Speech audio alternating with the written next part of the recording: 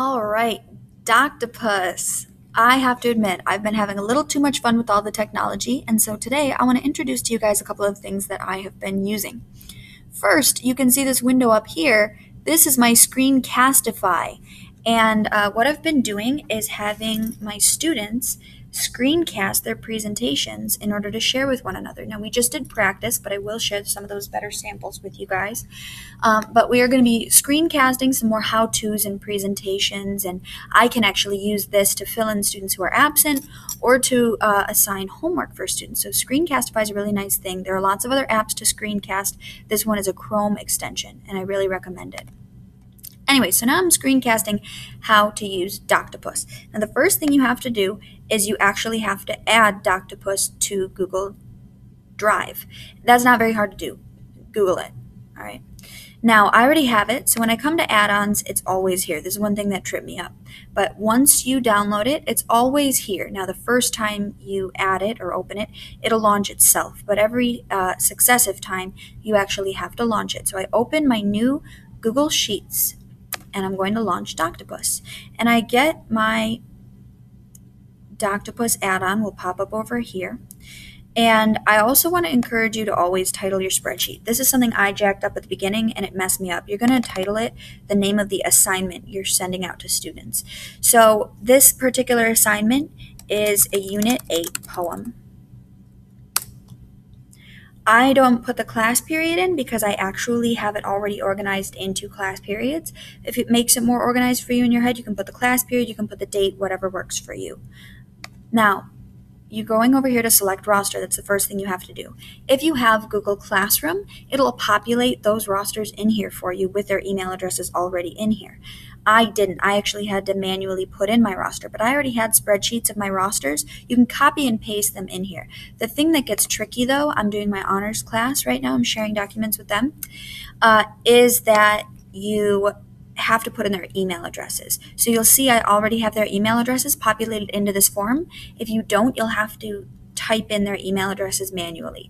Really, in all, that took me maybe 10 minutes to copy and paste this in and then copy and paste in their email addresses because I do maintain regular email contact with many of my students and I have had them use Google Docs with me before to share documents. There are a lot of benefits to using Doctopus instead of just regular Google Drive, but I'll share that with you guys after I show this. Well, actually, I guess here's one of the biggest benefits. It automatically creates for you a series of folders.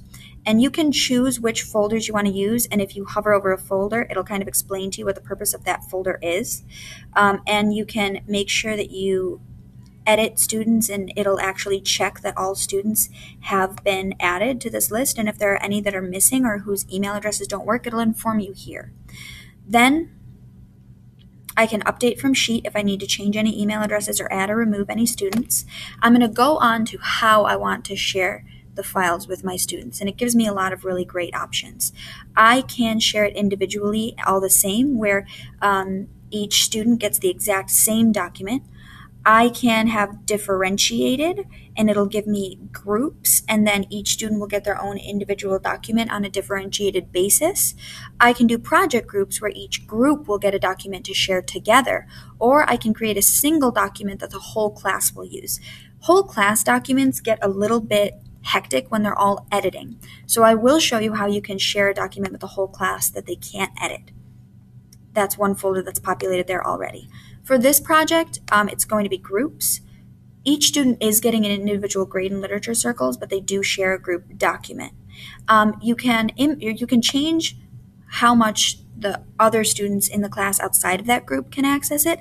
I like students to be able to view other groups' projects, but that's not necessarily how it always has to be done. Then group members can edit, but you do have all these great options here too. So check out the drop-downs, consider what you want students to be able to do. And if you have other teachers that are working on this, then they can actually have administrator access to the document along with you. I'm going to continue there. Now with groups, one thing that I noticed, it gives me a really ridiculous number of groups. It always gives me like 7 or 8 groups when I have a class of 26 students, and their groups were really small. So I actually changed up the groups in another document, and all I'm going to do to make sure that they have the same groups is I'm going to come to this other sheet. This is a previous sheet that I used on a practice one.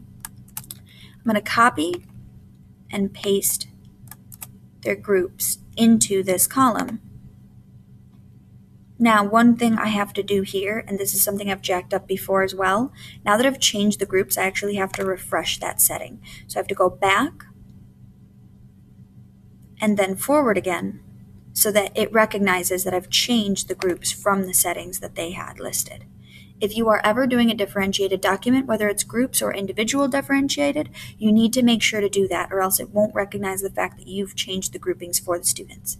Now, I've already copied all of my documents into my teacher folder. What you need to do is it'll populate a teacher folder for you in your drive. You need to go to your drive, and whatever documents you want to share out to students, you need to populate into that folder. So you need to copy the document or drag and drop the document into that particular folder. I want to show you, but for some reason the computer really doesn't. I guess I'll show you here. Oh, of course, it opens right when it's finished. So this is my Honors Language Arts teacher folder. You notice I do have some folders within that folder.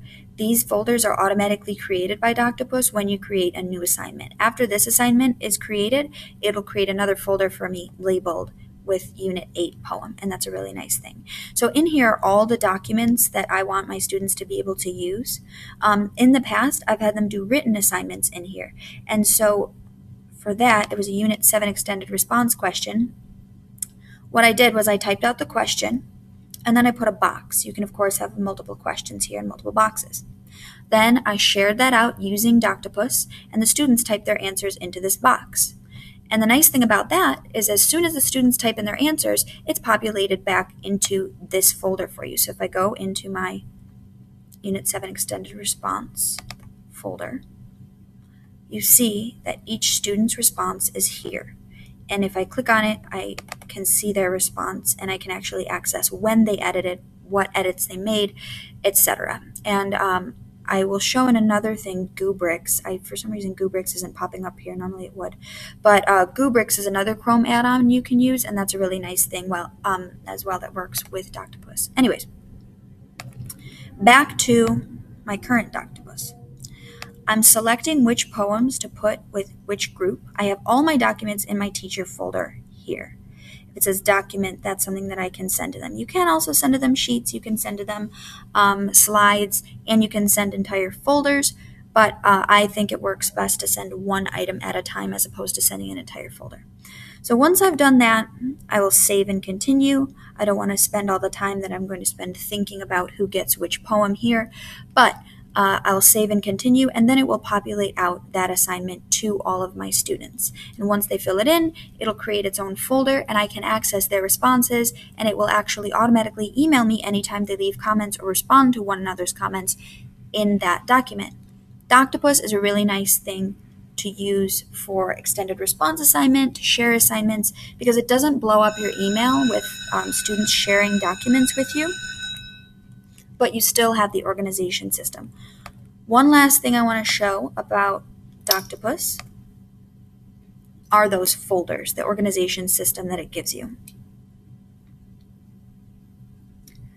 So, like I said, it automatically populates these folders for you, so when you go into your drive, you don't have to do anything. These folders will be there of all the rosters you set up. Once you set up a roster, it shows up here. And so, if I go into one, I have my student folders. This is where students put all of their work. So for example, recently I asked them to send me something, and so they just put it into their student folder. It was this spring break presentation. It was practice with Google Slides. And so once they put it into their folder, they don't have to share it with me. They don't have to do anything. Automatically, I can access it through that folder. Other nice things I have here are my class view and class edit. This is where students can drop documents, and I can drop documents that I want people to be able to, of course, view or edit. And that's Doctopus in a nutshell.